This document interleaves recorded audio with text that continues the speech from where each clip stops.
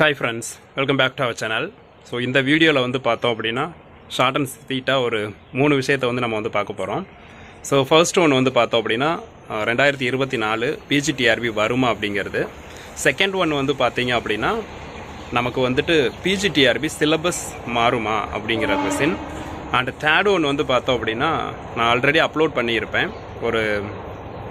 ஒரு வீடியோ, ஓகேங்களா. So best coaching centre வந்து எது அப்படிங்கிற மாதிரி கொடுத்துருப்பான். ஸோ இது 3 விஷயத்துக்கும் நான் வந்து பதில் சொல்கிற மாதிரி இருக்கும். இது சம்மந்தமான கமெண்ட்ஸ் தான் நமக்கு வந்து அதிகமாக வரும். ஸோ அதை பற்றி நான் வந்து இந்த வீடியோவில் உங்கள்கிட்ட வந்து பேச போகிறேன். ஃபர்ஸ்ட் ஒன்று வந்து நம்ம வந்து பார்த்தோம் அப்படின்னா பிஜிடிஆர்பி எக்ஸாம் வருமா அப்படிங்கிறது, ஓகேங்களா. ஸோ கண்டிப்பாக வருங்கிற நம்பிக்கையில் தான் நம்ம எல்லாமே படிச்சுட்ருக்கோம். ஸோ அதனால் நமக்கு வந்து இந்த வருஷம் வந்து கன்ஃபார்மாக பிஜிடிஆர்பி கால்ஃபர் பண்ணிடுவாங்க. சப்போஸ் எக்ஸாமோட டேட் வந்து நெக்ஸ்ட் இயர் பிப்ரவரி வரைக்கும் போகிறதுக்கு சான்சஸ் இருக்குது. அதனால் கன்ஃபார்மாக பிஜிடிஆர்பி எக்ஸாம் வரும், ஓகேங்களா. ஸோ வருங்கிற நம்பிக்கையோடு தொடர்ந்து படிங்க. லாஸ்ட் டைம் நம்ம வந்து கொரோனா டைமில் டேட்டை வந்து எக்ஸ்டெண்ட் பண்ணாங்க.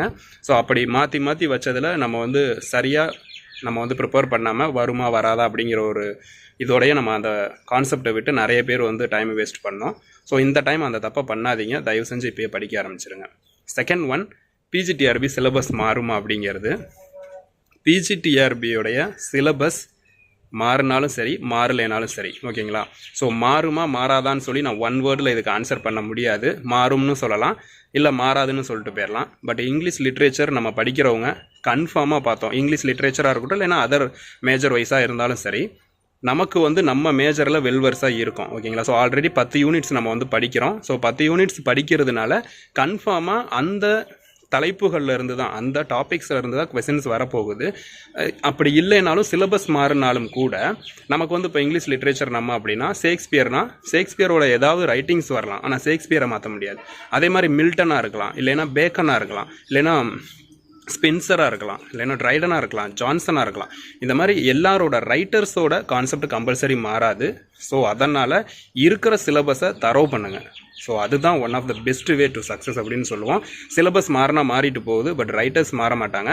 அவங்களுடைய கான்செப்டில் இருந்து தான், அவங்களுடைய அப்படியே வந்து டைட்டிலே மாறினாலும் கூட கிட்டத்தட்ட வந்து ஒரு யூனிட்டுக்கு 2-3 டைட்டில்ஸை வேணால் இன்க்ளூட் பண்ணலாம். மற்றபடி ஓவரால் சிலபஸ் மாறதுக்கு வாய்ப்பே இருக்காது.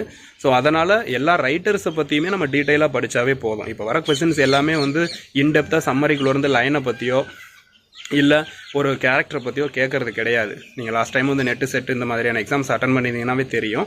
லாஸ்ட் டைம் பிஜிடிஆர்பியும் அப்படி தான் இருந்தது. ஸோ அதனால் ஒவ்வொரு ரைட்டர்ஸை பற்றி இன்டெப்த்தாக படிச்சுக்கோங்க. ஷேக்ஸ்பியர் இப்போதைக்கு வந்து ஷேக்ஸ்பியராக இருக்கட்டும், ஹிஸ்ட்ரி ஆஃப் இங்கிலீஷ் லிட்ரேச்சராக இருக்கட்டும், கிரிட்டிசிசமாக இருக்கும், லாங்குவேஜ் லிங்குவிஸ்டிக்காக இருக்கட்டும், இதெல்லாம் நம்ம தரவு பண்ணிட்டோமா. சைக்காலஜியாக இருக்கட்டும், இந்த தடவை தமிழ் தகுதி தேர்வு வருது. ஸோ இதெல்லாம் நம்ம வந்து தரவு பண்ணிட்டோமா அப்படிங்கிறத யோசிச்சுட்டு அடுத்த ஸ்டெப்புக்கு நீங்கள் வந்து போங்க. ஸோ சிலபஸ் மாறினாலும் பரவாயில்ல, நீங்கள் இருக்கிற சிலபஸில் இருக்கிற ரைட்டர்ஸோட ஃபுல் A to Z டீட்டெயில்ஸை நீங்கள் கம்பல்சரி படிச்சிருங்க, ஓகேங்களா. ஸோ இது வந்து தேர்ட் கொஸ்டின். ஸோ சிலபஸ் மாறும் அப்படின்னு சொல்லிட்டு வரும் அப்படின்னு சொல்லி வெயிட் பண்ண வேண்டாம். இருக்கிற டைமை வேஸ்ட் பண்ணாதீங்க. நமக்கு முன்னாடி பல ஆயிரம் பேர் ஓடிக்கிட்டு இருக்காங்க. இதுக்கு மேலே நம்ம எழுந்திரிச்சு ஓடுறது அது நம்ம கையில் தான் இருக்குது, okay. So third one concept வந்து பெஸ்ட் கோச்சிங் சென்டர் அப்படின்னு சொல்லி ஒரு வீடியோ போட்டிருந்தேன். நீ கடைசி வரைக்கும் சென்டர் சொல்லலடா அப்படிங்கிற அளவுக்கு கமெண்ட் வந்துருச்சு. ஸோ அதனால் ஷார்ட்டாக நான் அதில் சொல்கிறேன் பாருங்கள். நான் சொல்ல வந்தது என்ன அப்படின்னா, எந்த சென்டருமே வந்து பெஸ்ட்டு கிடையாது, எந்த சென்டருமே வந்து ஒஸ்ட்டு கிடையாது அப்படிங்கிறது தான் கான்செப்ட்டு. ஸோ அதனால் உங்களுக்கு பக்கத்தில் எந்த சென்டர் இருந்தாலும் போய் ஜாயின் பண்ணிக்கோங்க. ஜாயின் பண்ணிவிட்டு அவங்களோட சேர்ந்து நீங்கள் படிக்க ஆரம்பிங்க, அவ்வளோதான். சென்டர், அதாவது ஒரு சென்டர் வந்து பெஸ்ட்டான ஸ்டூடெண்ட்டை க்ரியேட் பண்ணுதாங்கிறது கிடையாது. ஒரு பெஸ்ட்டான ஸ்டூடெண்ட்டு தான் வந்து பார்த்தோம் அப்படின்னா ஒரு பெஸ்ட்டான சென்டரை க்ரியேட் பண்ணுறான். நம்ம அங்கே போய் சேர்ந்து படிக்கிறோம், நம்மளுடைய ஹார்ட் ஒர்க்கில் நம்ம பெஸ்ட்டாக வந்து பார்த்தோம்னா பெர்ஃபார்ம் பண்ணி பெஸ்ட்டாக ரேங்க் வாங்குகிறோம், அதுதான், ஓகே. ஸோ அதனால் எந்த சென்டர் வந்து பெஸ்ட்டு அப்படிங்கிறத விட எந்த சென்டராக இருந்தாலும் சரி உங்களால் சேர்ந்து படிக்க முடியும்.